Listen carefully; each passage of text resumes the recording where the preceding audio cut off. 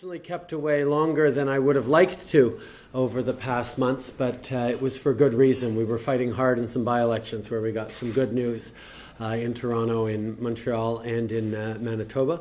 But obviously it's a pleasure to be back here in Vancouver for 3 busy days. And I look forward to exchanging with many different groups and communities, but I'm very happy as well to be back here and seeing so many of you again who we've talked before as well. And with that, I turn it over to you for whatever you want to talk about. Yes, sir. From Omni, very simple question. You said you will visit China soon, but it didn't happen yet. Indeed. Indeed. Again, the by-elections got in the way. The challenge the Liberal Party is facing is that we have 36 seats right now, and in order to form government, we have an awful lot of work to do right across the country. As you probably know, I've visited over 90 countries throughout my life, including multiple visits to China and across Asia. So I am extremely eager to go back, but there are other multiple considerations. I am still very hopeful that we will get there sometime in the coming year, but if not after the federal election, it will be one of my priorities as Prime Minister. You will have the chance to meet with high-ranking officer, or because of other reasons. Oh, yeah, no. We have heard time and time again from a number of high-ranking officials, invitations extended, and they look forward to welcoming me whenever I can go there. There's no worries about who we'll be meeting when we get there. The question is, being able to fit it into a very, very busy schedule. On top of that, the challenge is that my wife and I are expecting our 3rd child in March, so that sort of puts a squeeze on. I can't sort of announce to Sophie that I'll be traveling too much overseas at that particular moment. Yes, the second one, very simple. Your position on the expansion of the CPP? There is no question that Canadians are struggling. We have a reality where people have extraordinarily high debt levels. We're talking about $28,000 of non-mortgage debt is the average household debt across this country. So people aren't putting aside enough for their retirements, and with the aging population, there are real concerns that our pensions will not be robust enough to care for our many seniors. The Liberal Party has long advocated for a supplemental CPP, a voluntary contributions, a number of different issues. We'd like to see, since Mr. Flaherty is recognizing that there is a challenge around pensions, we'd like to see him actually take some sort of action on it. But so far he is not, other than proposing income splitting, which could be helpful for higher earner couples, but not for the vast majority of middle-class Canadians or people in more difficulties. But pensions are an issue for us. Yes? Okay, there's an issue about the free trade agreement between Canada and Korea. So what is your point of view about the free trade agreement?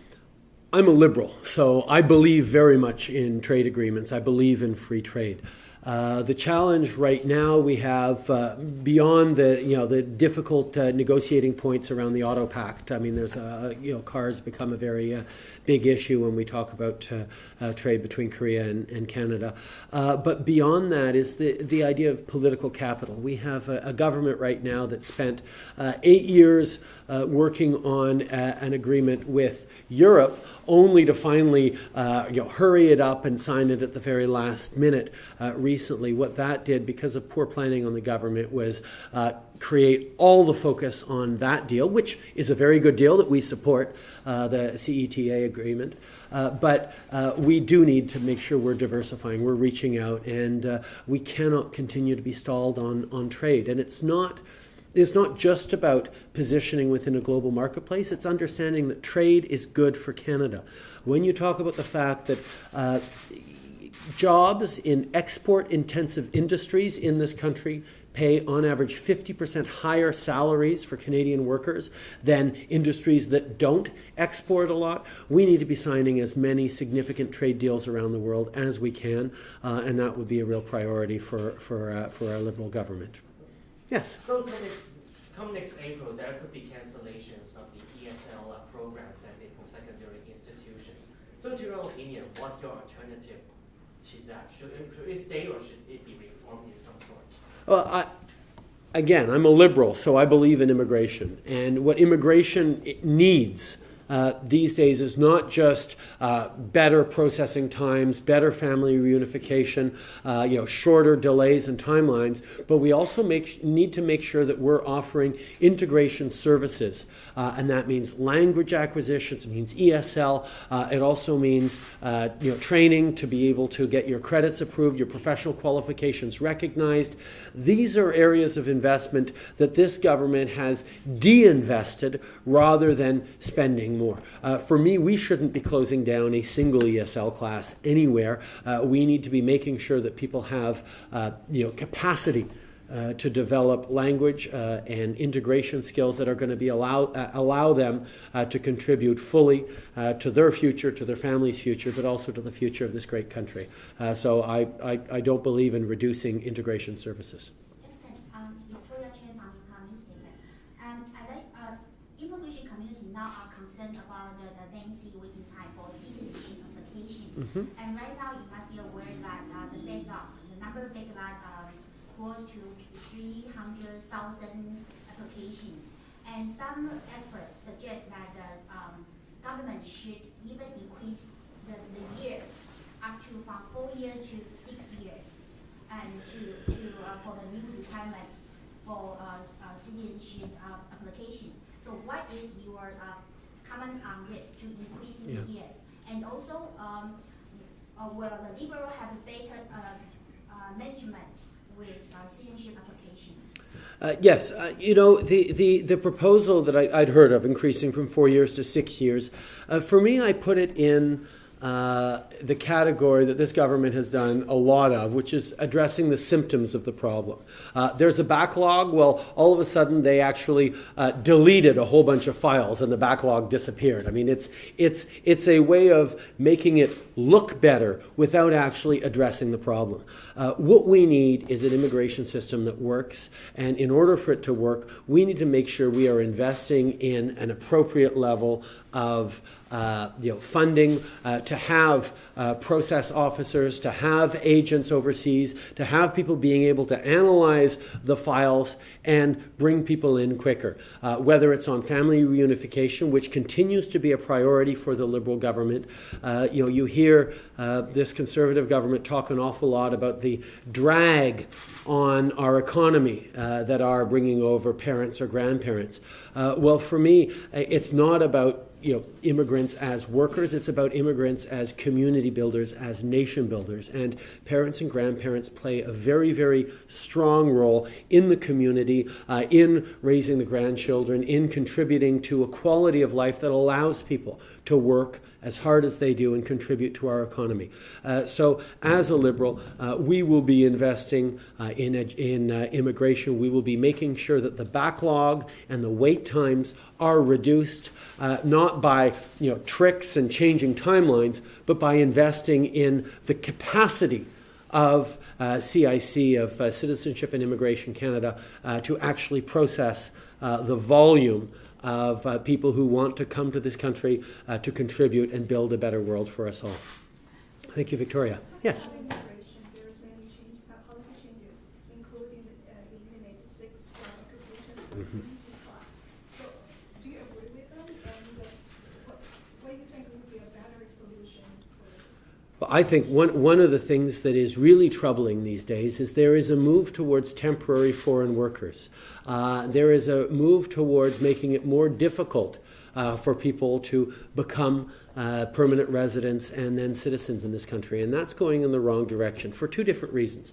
The first reason is Canada has established this extraordinary wealth of diversity that we have because we are one of the places in the world that has the highest level of conversion of newcomers becoming citizens. Over 80% of people who come to this country would become citizens under normal situations. And the fact that we're stepping away from that is really of concern to me.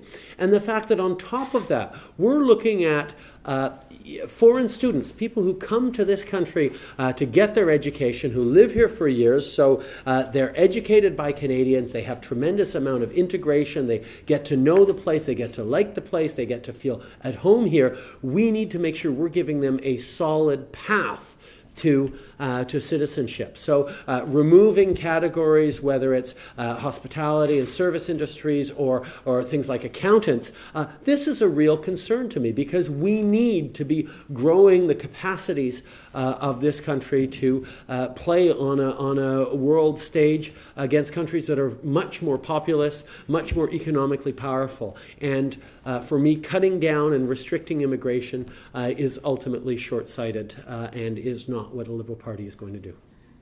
Yes? Start from next year, the parents and grandparents, the family reunion, immigration category will all start. So, and then it's only 5,000 spots.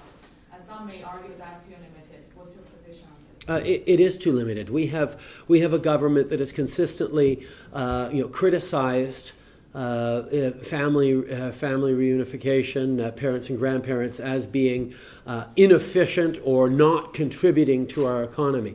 Whereas personally, I look at the cultural traditions of mainstream North America, which tends to be to put our old people in retirement homes and visit them on the weekends, as opposed to many new Canadian communities who see our elders as valuable members of family, of community, and really have them contribute every single day to the success of not just the family but the community. We need to move more towards that and less towards the segregation by age that ends up happening all too often in our culture. And in order to turn that around, we need to make sure that family reunification is a strong part of it. And the other piece that makes family reunification strong is if someone is looking at the opportunities they have, they could immigrate to Canada, to Australia, to the United States, maybe to the United Kingdom. The country that says, oh, but to our country you can bring your parents over once you've established, that's a big bonus. And as we're getting in an increasingly competitive marketplace for top quality newcomers to this country around the world, we need to realize that this is an advantage that we shouldn't be reducing or limiting. Yes. Liberal is doing pretty good in recent polls, but I just wonder how much it means to you when we see our provincial election in May that the result is not very, it doesn't reflect to the polls, so how much it means to you? I think, like many of us in this room, don't pay all that much attention to polls. They have shown themselves to be less accurate as indicators of what people are actually going to do in elections. What I pay attention to is three different things that are giving us very, very strong and positive news in the past while. The first is the number of volunteers that we've been able to draw in for the Liberal Party. We are getting thousands upon thousands of volunteers come out. People, many young people like in the back of the room, but people of all ages as well who want to be part of making politics positive and working hard, and that's very exciting to me. The second one is the number of donations and the number of donors. People are reaching out across the country wanting to give $5, $10 to try and help and support a political party, and we're touched by how many people are doing that for Liberals. And thirdly is the results we had in the by-elections. In the four by-elections, in two major urban centres in central Canada and two rural areas in the prairies, the Liberal Party of Canada was the only party to be fully invested in all four of those by-elections. We actually ran strong campaigns in every single one of them, and that really is important for me because the Liberal Party is truly trying to make sure that everyone sees it as the national party that it is, where we won't be playing up regional differences.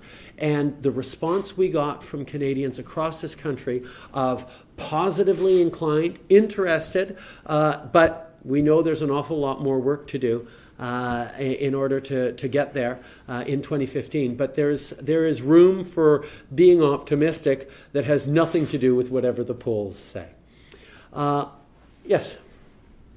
In Vancouver, this lobby group, Sensible BC, only managed to gather about 200,000 signatures, less than half of it targeted for the referendum to decriminalize marijuana, showing there's really a lack of support.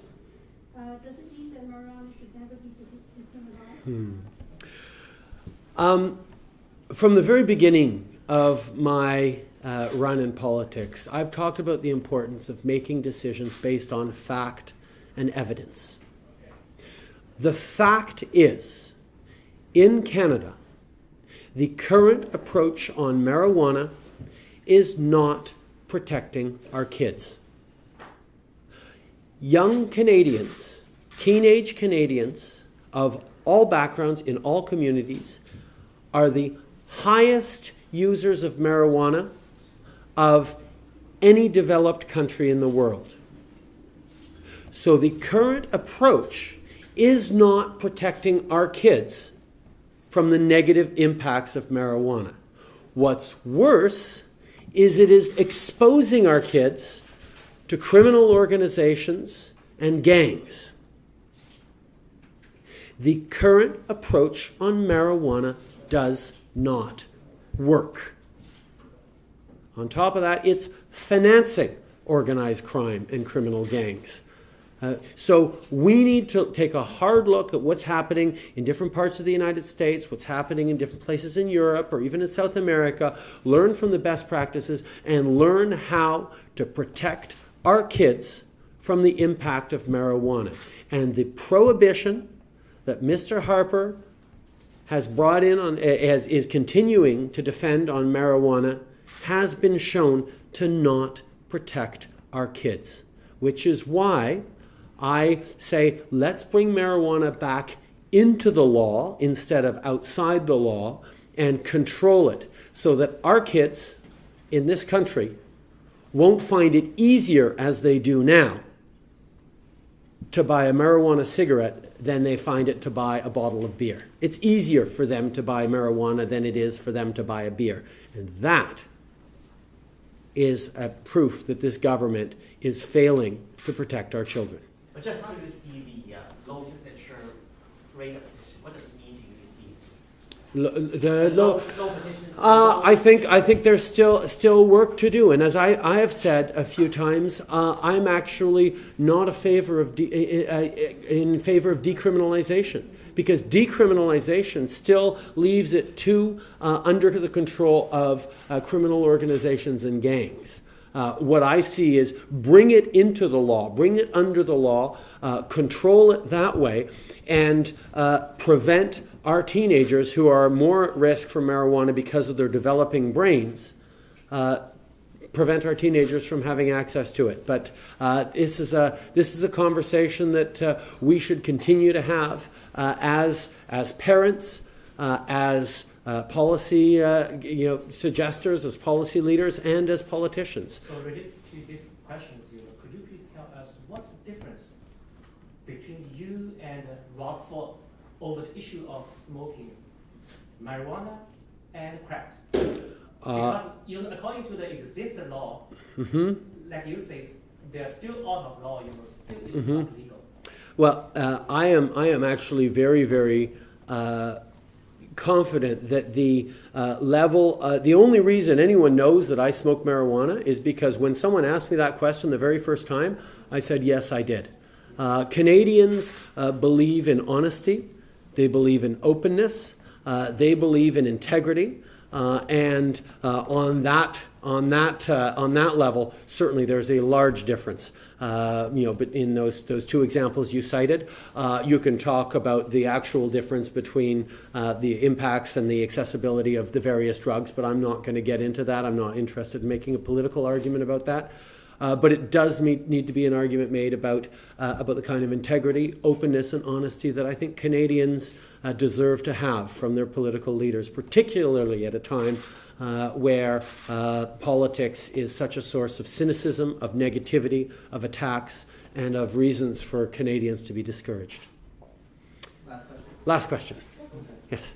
Everyone's just talking about the really serious thing, but I just want to ask a little kids question. So far, the Canada government started to claim that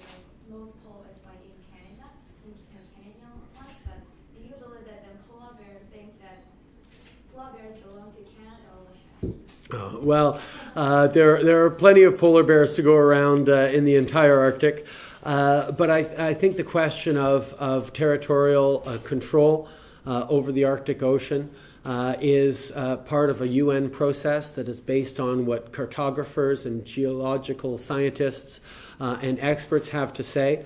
Of course, every country, for political reasons, will try and claim as much as they can, and that's fine. But the ultimate decisions need to be based on science. Okay, Victoria, you have one last question. Yes, I have a question. You must like this question so much because James Moore, Yes. he delivered apology because he said something wrong about the BC. Like there's nothing to do with federal government when come to the trial poverty. So maybe you have something to say. I'm not going to criticize James. He's been roundly criticized by enough people already. What I will point out was long before Mr. Moore made his comments, we had planned that I'm going to be visiting a food bank to distribute food and to talk about the challenge around poverty in this country. I'll be visiting. Is it tomorrow or Thursday? It's Wednesday. Okay, so it's Wednesday that I'll be there to engage at the corner of Main and Hastings with the very real issue of food security and homelessness and child poverty as well in that. And the other issue is there are a lot of politicians that like to say, oh, this is a federal area of jurisdiction, or this is a provincial, or this is a municipal. What politicians need to remember is we all serve the same citizens, and we need to work together. And one thing that this government has been very bad at is working with different levels of government, whether it's sitting down with the premiers and talking about challenges or actually responding to the concerns of big city or even rural mayors. This government hasn't been doing the kind of partnership that we need to, and I think that was only underlined and emphasized by Mr. Moore's unfortunate comments, for which I was glad to see he apologized. Unfortunately, that's all the time we had this time, but I look forward to chatting with all of you again in the not too distant future next time I come out. Merci beaucoup tout le monde. À la prochaine. Merci.